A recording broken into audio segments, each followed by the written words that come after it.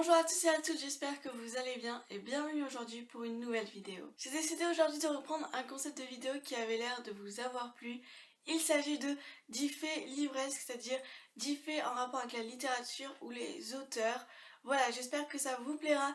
J'ai classé ces 10 faits du moins insolite au plus insolite d'après moi. Si vous êtes nouveau sur ma chaîne et que vous n'avez pas vu la première vidéo, je vous conseille d'aller la voir, le lien sera en barre d'infos, ainsi que toutes les sources où j'ai pu trouver ces anecdotes. Lire réduirait le stress de 68%. D'après une université en Angleterre, lire serait le meilleur moyen de se détendre. D'après les chercheurs, il suffirait de 6 minutes pour être plus apaisé et être moins stressé. D'après eux, ça serait vraiment une manière beaucoup plus efficace de se détendre que par exemple écouter la lecture, boire un café ou un thé.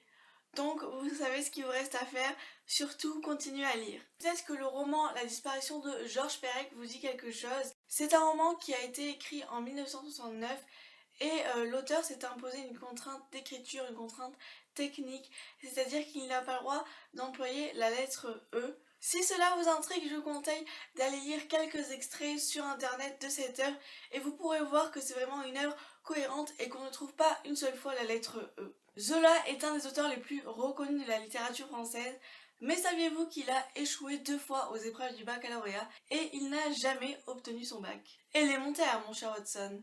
Cette fameuse expression quand on veut parler du détective anglais Sherlock Holmes ne figure pas dans les œuvres de Sir Arthur Conan Doyle, même si les mots élémentaire et mon cher Watson sont dans les œuvres, elles ne s'enchaînent pas et ce sont tout simplement les adaptations cinématographiques et les séries télévisées qui ont créé cette expression que maintenant tout le monde retient quand on veut parler du détective anglais. Peut-être que certains d'entre vous apprécient beaucoup l'odeur des anciens livres.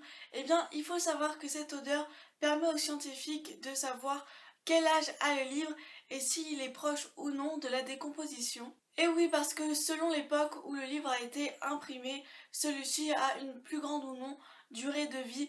Et je crois bien que les encres qu'on utilise maintenant sont beaucoup moins durables que celles qu'on utilisait dans le passé. Apparemment, les plus grandes bibliothèques du monde aurait une pièce dite secrète qui s'appellerait l'enfer. Tout simplement, c'est un lieu où on rassemble toutes les œuvres à caractère sensible, à caractère licencieux, qui seraient un petit peu contraintes aux bonnes mœurs. Aujourd'hui, si vous allez dans votre bibliothèque de quartier, je pense que ce terme ou cette pièce dite de l'enfer n'existe plus. C'est tout simplement une pièce où on va ranger, où on va mettre tous les livres qu'on ne sait pas où ranger, ou ça va être des livres rares ou précieux qu'on va mettre un petit peu à l'abri du public. Le nom de Freud vous dit peut-être quelque chose, c'est ce fameux psychanalyste et médecin du XXe siècle qui a percé à jour tous les secrets de l'inconscient. Eh bien, il faut savoir que ce cher monsieur aurait la phobie des fougères. Voilà, des fougères, je ne sais pas pourquoi, il aurait la phobie des fougères. Alors, véritable info ou rumeur, je ne sais pas. Attention, les taux se resserrent, on arrive déjà au top 3. 14 ans avant le naufrage du Titanic, une œuvre intitulée Le naufrage du Titan de Morgan Robertson aurait tout prédit. En effet, le roman parle d'un énorme paquebot jamais construit pour l'époque qui, en plein Atlantique, va heurter un iceberg et qui va tout simplement sombrer. Je pense que quand on voit ce petit résumé, ça nous rappelle vaguement quelque chose. Et le pire, c'est que les coïncidences ne s'arrêtent pas là. Quand on voit les deux noms des paquebots Titan et Titanic, on peut voir quand même qu'il y a un semblant de ressemblance. Les deux paquebots étaient tous les deux jugés insubmersibles. Les deux paquebots mesuraient la même taille, c'est-à-dire 800 pieds de long.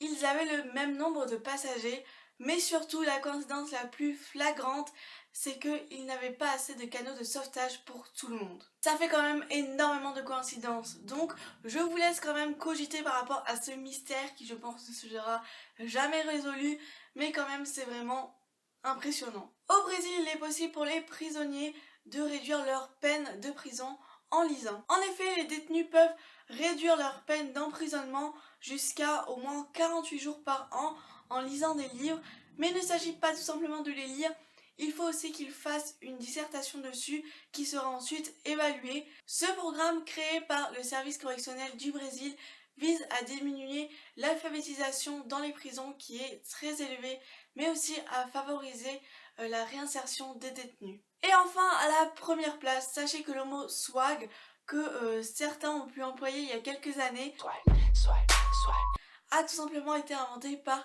William Shakespeare. Oui, oui, je ne vous mens pas, Shakespeare a été le premier à l'utiliser dans son œuvre Le Songe d'une nuit d'été. En fait, il a tout simplement créé le verbe to swagger, qui signifie fanfaronner. Voilà, cette vidéo est terminée, j'espère que ça vous a plu. J'espère que vous avez pu en apprendre davantage et surtout que cette vidéo vous a peut-être fait sourire parce que j'ai vraiment essayé de relever des anecdotes un petit peu amusantes, un petit peu insolites. En tout cas, je vous assure que moi, en trouvant ces anecdotes, j'ai vraiment été surprise. Donc voilà, j'espère que ça vous a plu. N'hésitez pas à commenter et à dire quelle anecdote vous a le plus surpris ou quelle anecdote vous avez préférée. Sur ce, je vous dis à la semaine prochaine. Bye!